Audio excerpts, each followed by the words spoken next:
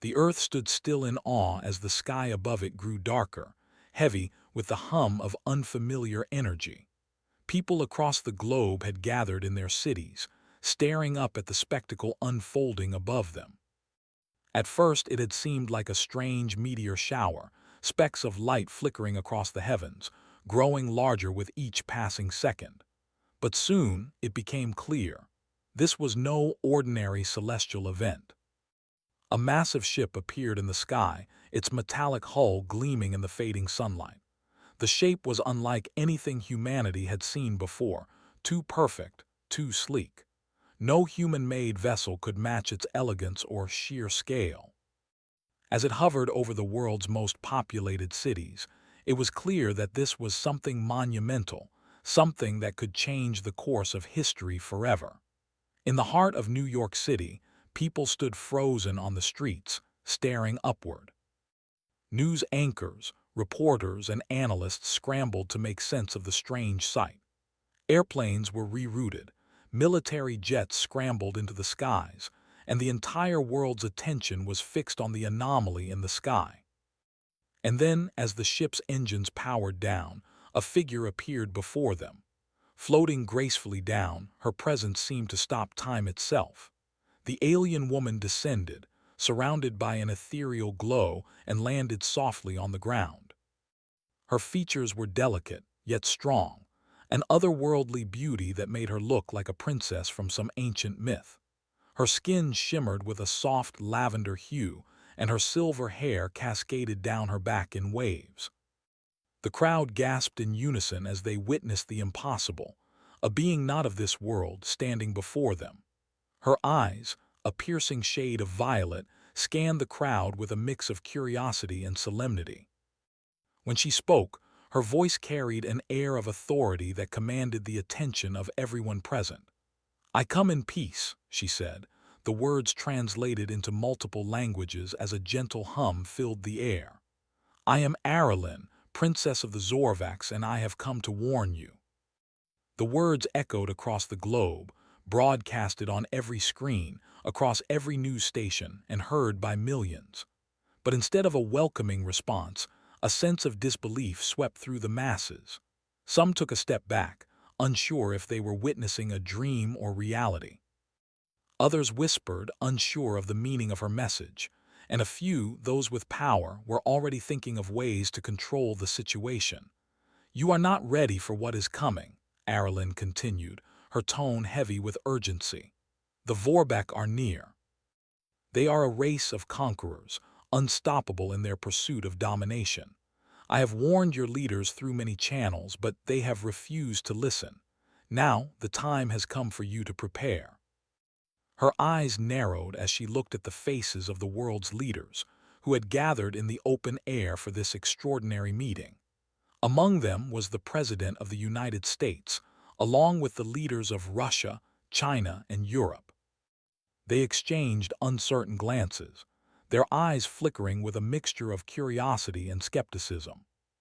They had seen many visitors before, many promises of technological advancement, but nothing like this, nothing that could possibly warrant the level of concern the princess was expressing. "The Vorbeck will come, and they will not care who stands in their way," Arilyn said. "They will destroy your cities, take your resources, and enslave your people. You have no means to stop them, but I offer you a choice. Accept my help. Unify, and I will give you the tools to defend yourselves." A murmur rippled through the crowd as the leaders deliberated silently among themselves. The world was divided in its response. Some felt hope, a spark of optimism at the possibility of an alliance with this alien princess and her advanced technology. Others, however, saw only a threat, a cunning scheme to manipulate Earth's leaders for her own gain. "The Vorbeck will come," Arilyn repeated, "and they will not wait for you to decide. If you choose not to act, you will all fall. The destruction will be beyond your comprehension." There was a long silence, broken only by the whispers of the people below, who were beginning to realize that what they had once thought to be an impossible dream was, in fact, their new reality. The alien princess's words hung heavy in the air. President Morgan, the leader of the United States, stepped forward. His face was a mask of resolve, though there was uncertainty behind his eyes. He was a leader, accustomed to making tough decisions, but nothing could have prepared him for this moment. "Princess Aralyn," he began, his voice firm but respectful, "we appreciate your warning, but I believe there's a misunderstanding here. The people of Earth are not in danger from some Vorbeck. We have the might to protect ourselves." A ripple of uneasy murmurs swept through the leaders behind him. Aralyn's gaze did not waver as she met his eyes. "You are not prepared," she said, her voice almost sorrowful now. "I have seen your people. You fight amongst yourselves, squabble over power, unable to unite even in the face of such a threat. I have given you the chance to avoid the war that will come, but it seems you will not listen." Her words were a slap in the face, a cold wake-up call to the fractured and divided world. The president stood frozen for a moment, his mind racing, unsure how to respond. The princess's offer was one that could bring Earth great power, but the idea of submitting to an alien being, no matter how advanced, was unthinkable to many of Earth's leaders. "I will give you this one chance," Aralyn continued. "Unite your people, prepare for the battle ahead. If you choose to ignore my words, then the consequences will be yours to bear." With that, she turned, her silver hair shimmering like a beacon as she slowly rose into the air. She hovered for a moment, her presence like a looming shadow over the earth, and then, just as silently as she had arrived, she vanished into the sky. For a long while no one spoke. The world was still, as if holding its breath. And then the murmurs began, the disbelief, the anger, the doubt. Earth's leaders stood in a circle, unsure of what had just happened, but already making decisions based on fear and pride. They would not be so easily manipulated, they told themselves. They would handle this as they had handled everything else, on their terms. The princess had warned them, and they had refused to listen. The world began to stir with uncertainty after Aralyn's departure. The sky, once clear and peaceful, now felt heavy with the lingering presence of something ominous. The alien princess had warned them, offered them the means to protect themselves, but Earth's leaders, clinging to their pride and suspicion, had dismissed her. In the days that followed, the news channels buzzed with debates, interviews, and endless analysis of what had just occurred.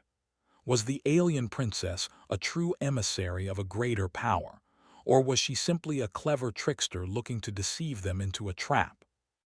Earth's military leaders held emergency meetings, reviewing every detail of the event, hoping to find a flaw in the princess's warning. Despite their skepticism, the signs were there.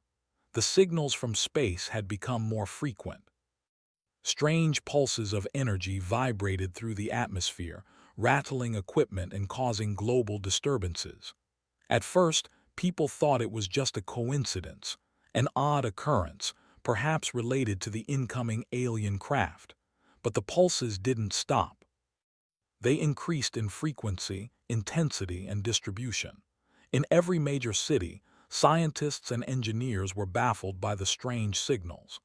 Satellites failed to transmit, and data systems across the globe became erratic. The feeling of unease grew, but the world's leaders still hesitated to take action. The world had always been divided, and the rift between countries, ideologies, and leaders seemed too great to bridge, even in the face of such a warning. The moment of reckoning came sooner than anyone expected. Late one night, as the stars twinkled in the sky, Earth's military forces detected multiple objects entering the atmosphere, large, ominous shapes too advanced to be of human origin. These ships, unlike any known human technology, cut through the night sky like shadows. They were sleek and silent, their dark metallic surfaces reflecting no light, as if they were made to blend into the vastness of space. The alien ships descended slowly, one by one, over the world's major cities. Their movements were calculated and deliberate, as if they knew exactly where to strike.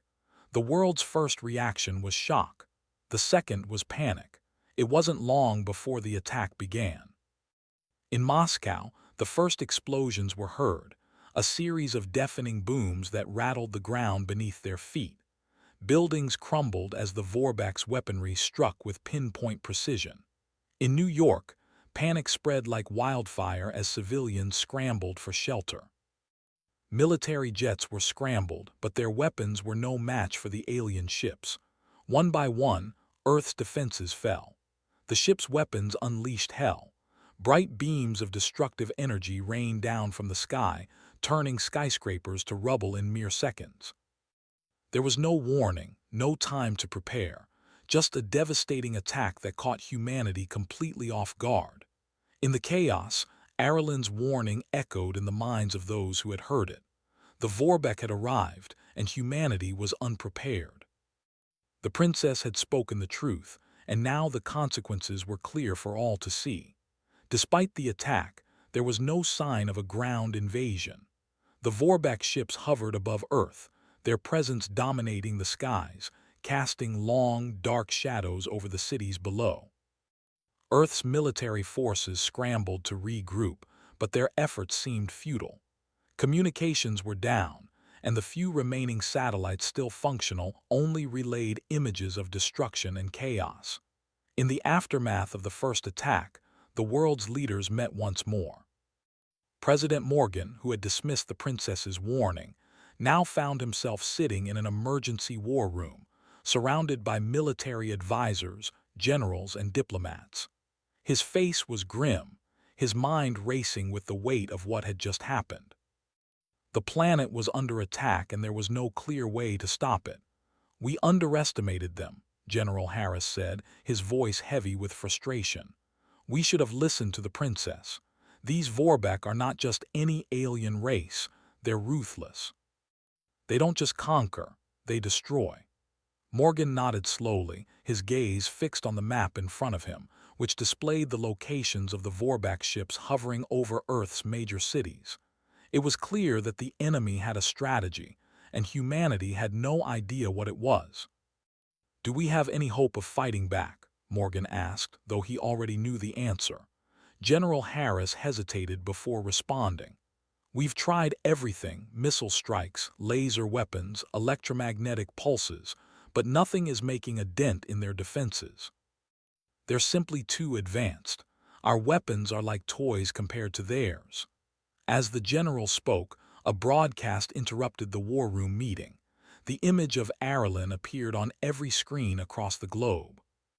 Her face was grave, her voice calm, but there was an unmistakable sorrow in her eyes. "You refused to listen," she said, her words reaching every corner of the planet. "Now the Vorbak have come. I warned you that they would not wait, but there is still time.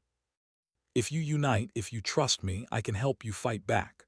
Her image flickered for a moment, and the broadcast cut out.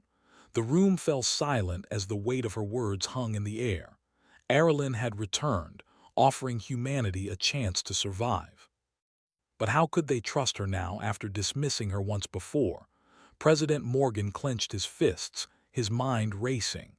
He knew that humanity's chances of survival were slim, but perhaps there was one option left. "Get me in contact with Arulin," he said, his voice firm.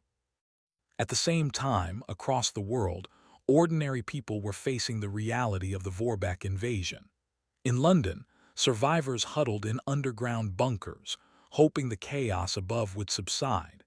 In Johannesburg, the air was thick with smoke as fires raged throughout the city. People were beginning to realize that their world was forever changed. In the midst of the panic, a small group of scientists, led by Dr. Alina Kostova, worked furiously to analyze the technology left behind by the princess. Arulin had given them a small sample of her advanced weapons, energy shields, propulsion systems, and an array of powerful tools that humanity had never dreamed of. The scientists studied the alien technology, hoping to reverse engineer it in time to use against the Vorbak. But time was running out and the Vorbak were relentless. With each passing hour, Earth's forces grew weaker and the Vorbak's power seemed to grow stronger. The princess's words rang in their ears. There was still time to fight back, but only if humanity could unite and act quickly. And yet the world was still divided. The world was in chaos. Cities burned. The air was thick with smoke and fear. The Vorbeck had arrived, and humanity's greatest fears were coming true. As the days passed, the attacks intensified, and the alien ships loomed ominously over Earth's major cities, showing no signs of retreat. It seemed as though humanity's fate was sealed. President Morgan stood at the window of his office, looking out over the sprawling city of Washington, D.C. below him. The streets were eerily quiet, as if the world had already surrendered. The once bustling streets now felt like ghost towns.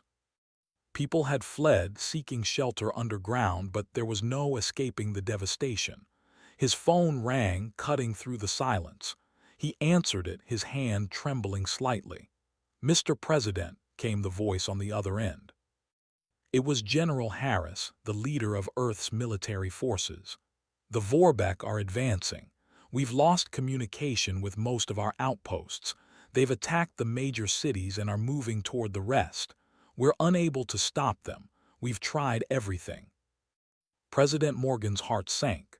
The situation was dire. They had tried to launch counterattacks, fire missiles, and even deploy their most advanced weapons, but nothing seemed to faze the Vorbeck. Their technology was light years ahead of anything humanity had. "We need to talk to Arlen," Morgan said. His voice was firm now, a sense of urgency in his words. "Tell her we're ready to listen." Arlen stood alone in the command center of her small fleet. The princess of the Zorvax, once a regal figure of peace, now wore the heavy burden of responsibility. Her people had always been a peaceful race, believing in diplomacy and cooperation. But now they faced the relentless force of the Vorbeck, an enemy that had already laid waste to countless civilizations. She had offered humanity her help, her knowledge, her technology, but they had rejected it.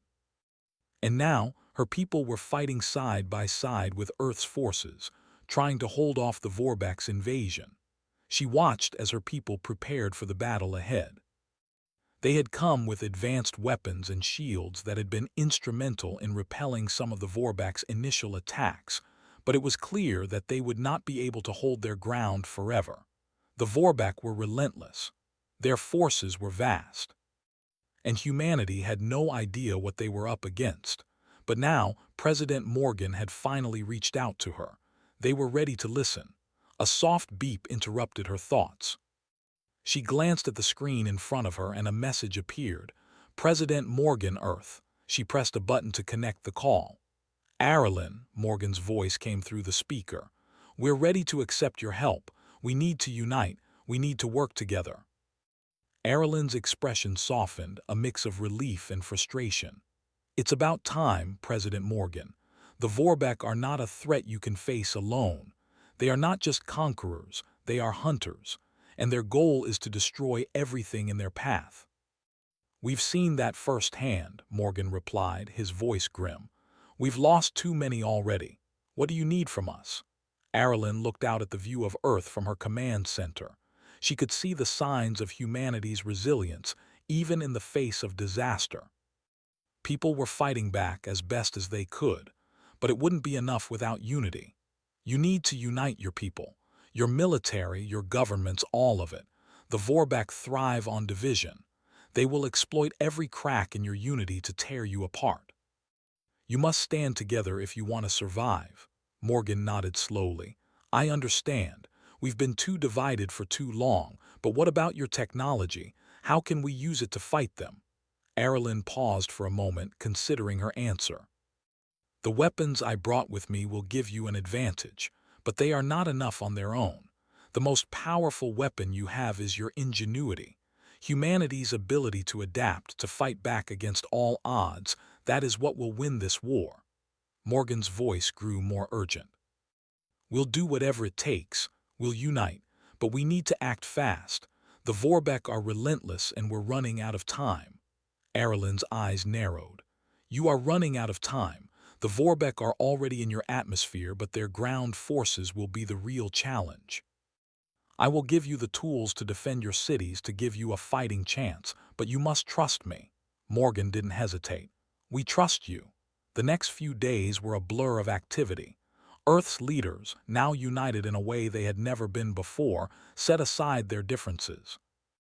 The United Nations, for the first time in history, truly became a united force. Countries that had once been bitter enemies put aside their rivalries, realizing that their only chance for survival was to work together.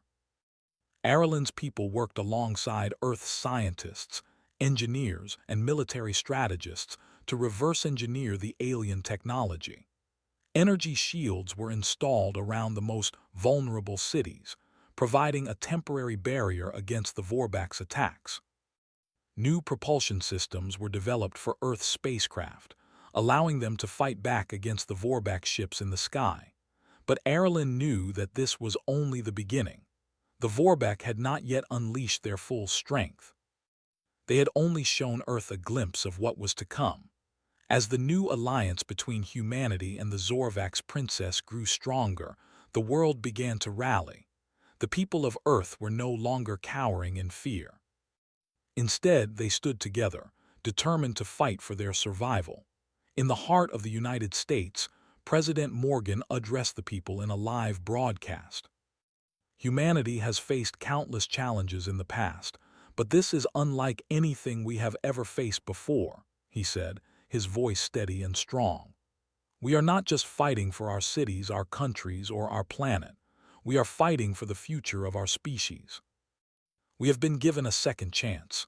We will not waste it. We will unite and we will fight." As the weeks passed, the war between Earth and the Vorbeck raged on. Humanity, armed with Ireland's technology and their own indomitable spirit, pushed back against the invaders. Major cities were fortified, and the new defense systems began to make a difference. The Vorbeck, though powerful, had underestimated Earth's ability to adapt. But the true test came when the Vorbeck launched a full-scale assault. The skies darkened as hundreds of ships descended upon Earth's remaining defenses. For the first time in the war, humanity fought back in unison. In space, Earth's fleets clashed with the Vorbeck's warships. Ireland's people led the charge, using their advanced weaponry to create a path for Earth's forces to follow. The battle was intense, with both sides suffering tremendous losses. But humanity's ingenuity and their alliance with the Zorvax proved to be a formidable force. On the ground, the people of Earth fought tooth and nail to protect their cities. They knew that this was their last chance to stand against the Vorbeck, and they would not go down without a fight. The war was far from over, but the tides had begun to shift. Earth had found its strength in unity, and with Ireland's help, they had proven that humanity's greatest weapon was not its technology, but its will to survive. As President Morgan watched the battle unfold, he knew that the future was uncertain. But for the first time in the war, he felt a glimmer of hope. Humanity had a chance, and they would fight for it together. The war had entered its final phase. Earth's forces, bolstered by the advanced technology provided by Ireland and her people, were finally beginning to turn the tide. The sky above Earth had become a battleground. Once, it had been a peaceful expanse, the backdrop to a world full of dreams and ambitions. Now it was filled with the thunderous roars of alien ships and the whirling debris of destroyed war machines. The Vorbeck had underestimated humanity's resilience, and now their failure was clear. The Vorbeck fleet had grown smaller, their forces thinning. The final assault on Earth's major cities had been repelled, and the once imposing ships now faltered in the face of Earth's ingenuity and unity. But the greatest challenge remained.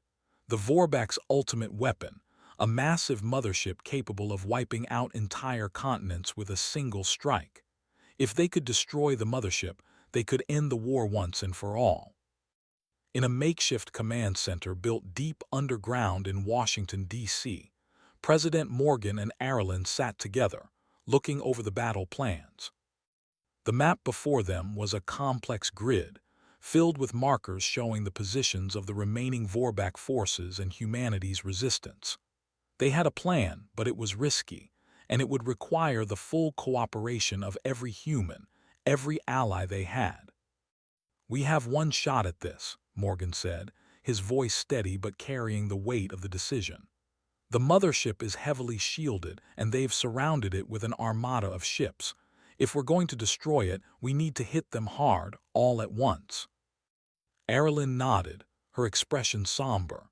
She had seen this moment coming, and yet it still weighed heavily on her heart. Her people had offered all the help they could, but the outcome would be determined by the strength and determination of humanity. She had always believed in the potential of humans, but now it was time for them to prove it to themselves. "The weapons we've given you will give you the firepower you need," she said, pointing to the map. "But the key is timing. If we don't hit them all at once, they'll adapt." "They always do." Morgan looked at the map one more time, his fingers tracing the paths of the ships and their defenses.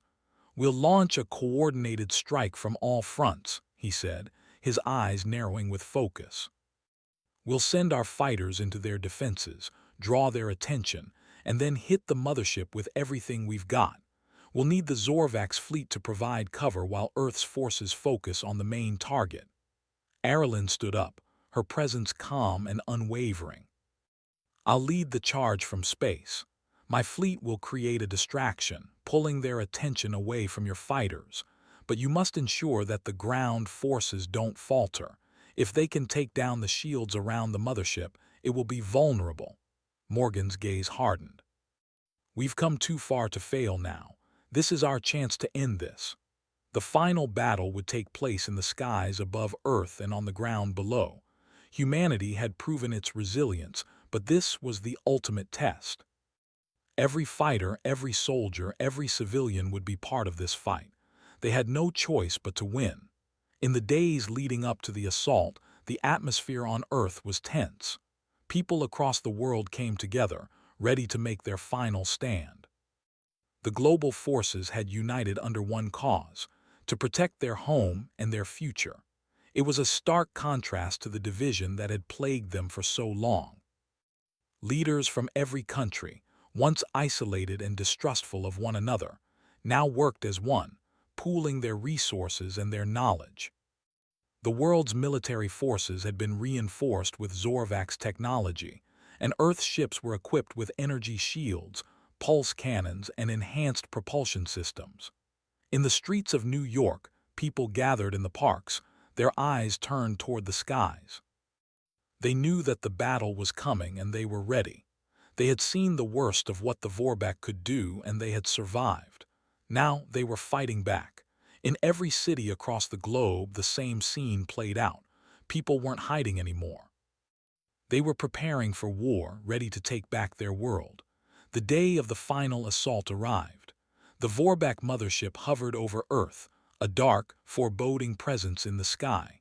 It was massive, with countless ships orbiting it like a deadly swarm. The mothership's shields shimmered with a bright, unnatural light, making it appear nearly invincible. In the command center, President Morgan, Erilyn, and their top military advisors stood watching the final preparations unfold. Thousands of ships were being launched, ready to engage in the most critical battle of their lives. "The countdown is starting," Erilyn said, her voice calm but filled with purpose. "It's time," Morgan nodded. "We've trained for this. We've come together and now we finish this." The first wave of Earth's fighters launched from their bases across the globe. They cut through the atmosphere, soaring toward the Vorback defenses, their weapons charged and ready. Behind them, Erilyn's Zorvax fleet followed, moving with precision. Together they approached the mothership, their combined forces a force the Vorback had never seen before. The battle began. Missiles streaked across the sky, crashing into the Vorback ships with a deafening roar. Earth's fighters darted and weaved through the enemy defenses, drawing the attention of the Vorback's firepower. In space, the Zorvax fleet engaged the Vorback's armada, launching energy blasts and shields to protect Earth's forces as they made their way toward the mothership. On the ground, Earth's soldiers fought fiercely. They had fortified their cities and now they were holding their ground. Every soldier, every civilian who had joined the fight was determined to protect their home. The Vorbeck had invaded their world, but they would not let it fall. The battle raged on, both in space and on Earth. The Vorbeck ships fell one by one as humanity's fighters, empowered by their unity and the advanced technology they had received, fought with a desperation and determination that stunned the enemy. The mothership's shields were slowly weakening, but it was still standing strong. It wasn't enough to stop humanity's relentless assault, though. Earth's fighters pushed forward, striking at the core of the ship. The Zorvak's fleet held off the remaining Vorbeck forces, allowing Earth's ships to close in. And then, in one final coordinated strike, the shields around the mothership collapsed. The mothership was vulnerable. Now, President Morgan shouted into the comms, Earth's fighters unleashed everything they had left. A massive barrage of energy blasts and missiles hit the mothership at once, tearing through its defenses and striking its core. The ship shuddered as explosions rocked its massive frame. The air was filled with the sound of energy pulses and the roar of detonating ships. And then, with a final, thunderous explosion, the mothership erupted in a flash of light. The remaining Vorbeck ships scattered, retreating in disarray. The war was over. The world erupted in celebration. The battle was won, and Earth had survived. People poured into the streets, cheering, shouting, and hugging one another. They had faced an unimaginable threat, but they had prevailed. Humanity had proved that, even in the darkest of times, it could rise to the challenge. President Morgan stood in the war room, watching the celebrations unfold on the screens. He knew the world would never be the same. The war had cost them much, but it had also brought them together in a way that nothing else could. Erilyn stood beside him, watching the people of Earth celebrate. Her eyes were filled with pride, not just for her people, but for humanity. She had believed in them, and now they had proven her right. "We did it," she said softly. Morgan nodded, a smile tugging at his lips. Together. And with that, the world entered a new era. An era where humanity had not only survived, but had united in the face of an overwhelming threat. They had proved that, no matter the odds, they would always rise to fight for their future. The Vorbeck had come and they had fallen. Earth had triumphed.